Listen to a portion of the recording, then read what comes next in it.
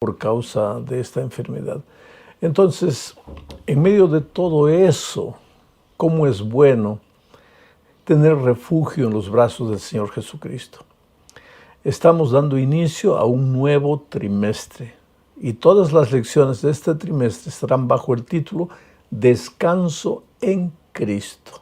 Descanso en Cristo. En medio de un mundo que corre de aquí para allá, gente que se levanta de madrugada, vuelve en la noche. El otro día una señora me decía: pastor, yo salgo de casa a las 4 de la mañana, trabajo en 2 empleos, regreso a las 10 de la noche, no tengo tiempo para nada.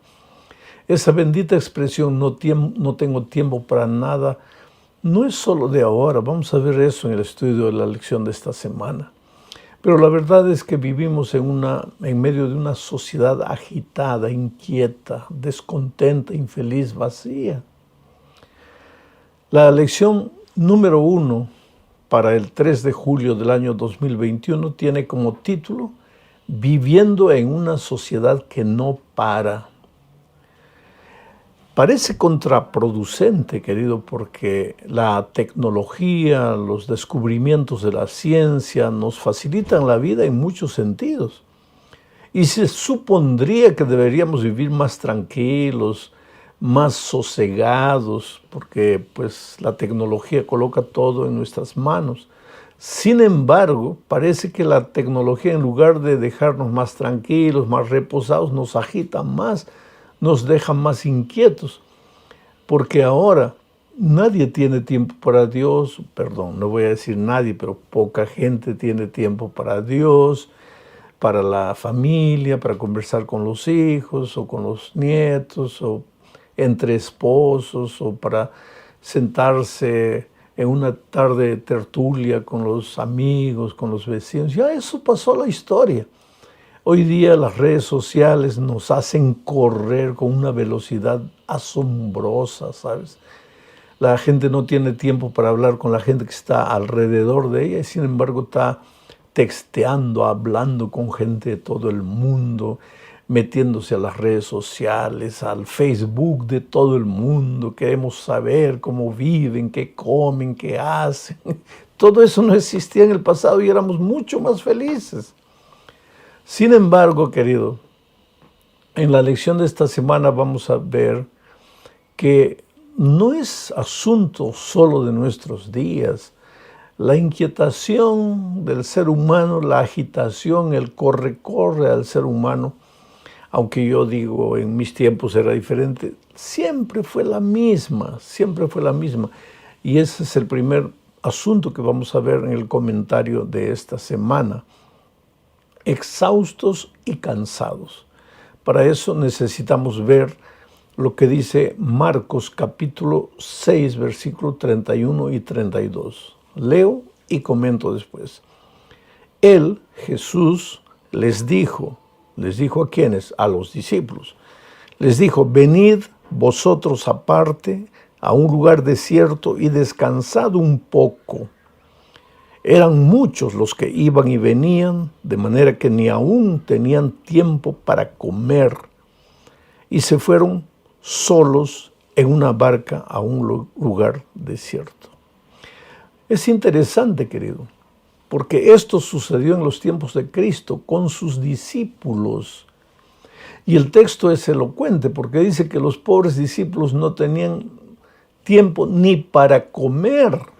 Ahora, si un ser humano no tiene tiempo para comer, que es una necesidad básica, sin comer no vives, ¿cómo va a tener tiempo para Dios, para la esposa, para el esposo, para los hijos o para sí mismo, para parar, reflexionar un poco, pensar cómo estoy viviendo, a dónde estoy yendo, qué estoy haciendo? No hay tiempo para nada.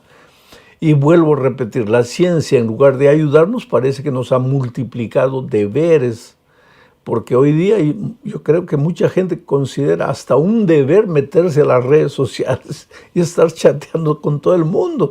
Quiere decir, ya no hay tiempo para nada. En la hora de la comida, el padre de familia está con el celular en la mano atendiendo llamadas. Pero esto que está sucediendo en nuestros días sucedía en el tiempo de Cristo, de otra manera, sin tecnología. Este incidente que acabo de leer de Marcos sucede cuando los discípulos regresaron de un viaje misionero. Entonces toda la gente les preguntaba cómo les fue, qué esto, qué aquello, una palabra, a ver, cuéntanos. Y los pobres discípulos no sabían qué hacer. Entonces mira lo que Jesús les dice. Venid vosotros aparte. No les dice, id vosotros aparte a un lugar desierto para descansar un poco. No, no, no. Les dice, venid. O sea, el asunto no era parar de trabajar, el asunto no era irse a un lugar desierto donde la gente no los molestase, no era ese.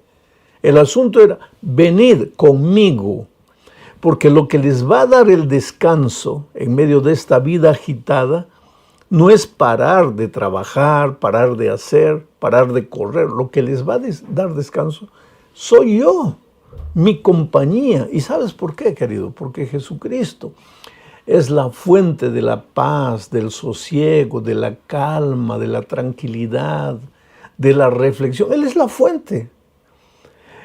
¿Qué pasó con el pecado? El pecado nos llevó lejos de Dios y ahora lejos de Dios vivimos agitados, corre para aquí, corre para allá, nos levantamos de madrugada, nos acostamos en la noche, no hay tiempo para nada, no hay tiempo ni para comer, porque estamos lejos de Dios.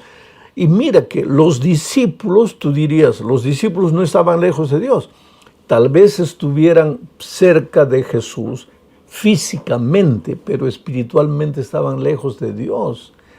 Y hay mucha gente que porque piensa que está en la iglesia corporalmente ya está bien con Dios. No es así. Por eso Jesucristo les dijo, venid aparte, pero venid conmigo, para que tengáis descanso para el alma, no solamente para el cuerpo. Porque, querido, lo que realmente estresa a una persona, lo que la deja loca, no es el cansancio físico, aunque el cansancio físico puede ser real, sino el cansancio mental, el cansancio espiritual. Por eso entramos a la segunda parte de este estudio hablando del secretario del profeta Jeremías llamado Baruc. Baruc trabajaba mucho porque parece que el profeta Jeremías dictaba sus profecías y Baruc escribía. Jeremías le contaba a Baruc lo que veía, lo que Dios le mostraba en visión, en sueños, y Baruc escribía, no tenía tiempo para nada escribiendo. Ahora, es interesante que Dios le mostró a Jeremías que el pueblo de Judá sería destruido por el enemigo. ¿Y por qué? Porque se había alejado de Dios. Entonces, Baruc no estaba cansado físicamente porque escribía. Su cansancio era de otra naturaleza y esto es lo que siempre tenemos que tener en mente. Que el cuerpo se cansa, pero una noche de bien dormida te restaura las fuerzas. El problema no es el cansancio físico, el problema es el cansancio emocional, mental, espiritual. Entonces leo lo que dice Jeremías 45, 2 y 3. Dice así, así te ha dicho Jehová, quien habla es Jeremías a Baruc. Así te ha dicho Jehová, Dios de Israel, a ti Baruc. Tú dijiste, ay de mí ahora, porque ha añadido Jehová tristeza a mi dolor. Fatigado estoy de gemir y no he hallado descanso. Fatigado estoy de gemir. El sufrimiento de Baruc era interior, era mental, era emocional, era espiritual. No era apenas físico porque escribía. ¿Y por qué tanto sufrimiento interior? ¿Por qué tanto agobio, tanto cansancio? Que decía, yo no aguanto más, estoy cansado de sufrir. Es que Baruc amaba al pueblo de Israel. Y a través de Jeremías, Dios había dicho que iba a destruir, en realidad iba a permitir que los enemigos destruyesen a Israel. Y eso lo afligía, lo dejaba exhausto, lo dejaba estresado. ¿Acaso cuando te llega la noticia de que tu mamá está enferma y tú estás distante y no puedes enviar dinero para allá o no puedes ayudarla, ¿no sufres? ¿Acaso cuando te dicen que tu hijo o tú descubres que tu hijo está en las drogas y tú no puedes hacer nada para ayudarlo, no sufres? ¿Acaso cuando están recortando la gente en una fábrica, los empleados, los trabajadores, y tú piensas que tú vas a ser el próximo a ser despedido, no sufres? Es ese agobio mental que destruye al ser humano. Y Baruc estaba triste porque sabía que Dios iba a permitir que el enemigo destruyese a su pueblo. Entonces, mira lo que Dios le aconseja a Baruc. Pero yo, el Señor, te digo, está en los versículos 4 y 5. Pero yo, el Señor, te digo que puedo destruir lo que antes construí y también arrancar lo que antes planté, es decir, toda esta tierra. No busques para ti grandes cosas, porque yo voy a traer el mal sobre la humanidad entera. Esto explica por qué Baruc sufría. Él sufría porque él suponía, como todos nosotros suponemos, que el que camina con Dios, el que está bien con Dios, todo le va bien. Entonces él también suponía que si ellos estaban bien con Dios, porque estaban bien con Dios en la forma, cumplían todo, guardaban todo, el sábado estaban en la iglesia, cumplían con el ritual, pero espiritualmente estaban alejados de Dios. Y entonces Baruc decía, pero ahora ¿qué va a pasar? ¿Para qué predicamos tanto del poder de Dios? Jeremías habló del cuidado prodigioso de Dios y ahora el pueblo va a ser destruido. Él estaba no tan preocupado con el pueblo de Israel. En el contexto nos damos cuenta que su preocupación era, mi maestro Jeremías va a quedar mal porque ha profetizado una cosa, primero la protección de Dios a su pueblo y ahora tiene que profetizar la destrucción, entonces el pueblo no va a creer. Y ahí viene Dios y le dice, mira, Baruc, no busques para ti grandes cosas. ¿Qué estás buscando? ¿Fama? Que te digan, ustedes son extraordinarios, todo lo que ustedes dicen se cumple, ustedes han recibido el mensaje de Dios. ¿Eso que te preocupa? ¿Tu imagen? No te preocupes por eso, deja que Dios haga las cosas como debe hacer. En algún momento de la vida, para Baruc sentirse así, él se separó de Dios. Vuelvo a enfatizar este punto. Separarse de Dios no quiere decir separarse físicamente. Hay mucha gente que nunca ha salido de la iglesia, nunca ha abandonado la iglesia, pero está lejos de Dios porque no está viviendo una vida de comunión diaria con Dios. Entonces el resultado de eso es cansancio espiritual, no cansancio físico. Desesperación interior. Me fascina lo que dice David en el Salmo 102, versículos 6 al 10, describiendo la situación de los que están alejados de Dios. Mira, dice, describiendo al pecador que está alejado de Dios, soy como los pelícanos del desierto, soy como los búhos de las soledades. Ya no duermo y hasta me siento como un pájaro solitario sobre el tejado. Todos los días me insultan mis enemigos, se confabulan y hacen planes contra mí. El pan que como me sabe a ceniza, lo que bebo se mezcla con mis lágrimas y es porque estás enojado conmigo. Primero me elevas y luego me dejas caer. Qué situación triste del pecador. Qué situación, como un pelícano del desierto. ¿Ya pensaste cómo andaría un pelícano en el desierto? El pelícano es un ave marina, vive al lado del mar, come pescado, vuela ahí en las proximidades del mar. Ahora, mira un pelícano en el desierto perdido, sin saber para dónde ir, sin saber qué hacer con la vida. Pues el que se aparta de Dios es como el pelícano solitario, como el búho.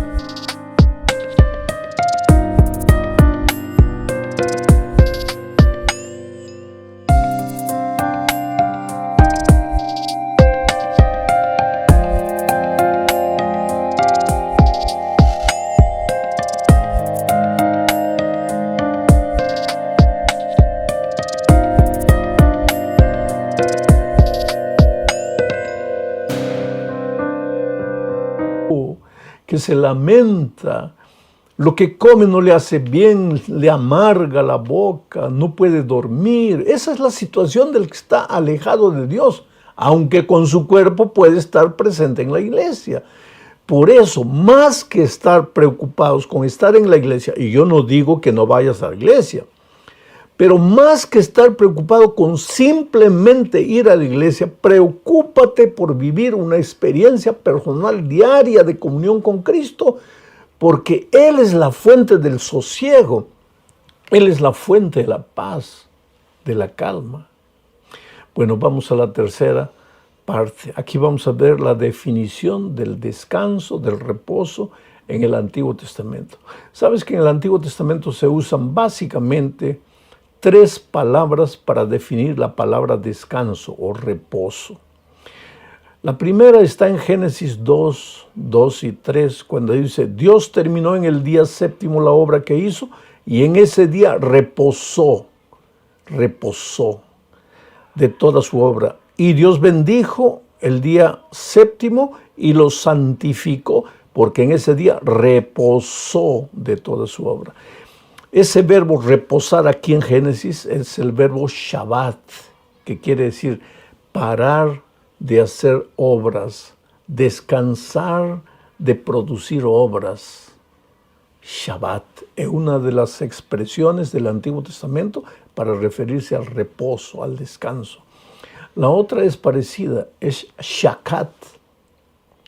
Faraón usó esa expresión, Shakat, cuando le dijo a Moisés, vete de aquí, porque estás haciendo que el pueblo pare de trabajar, porque ellos fabricaban ladrillos.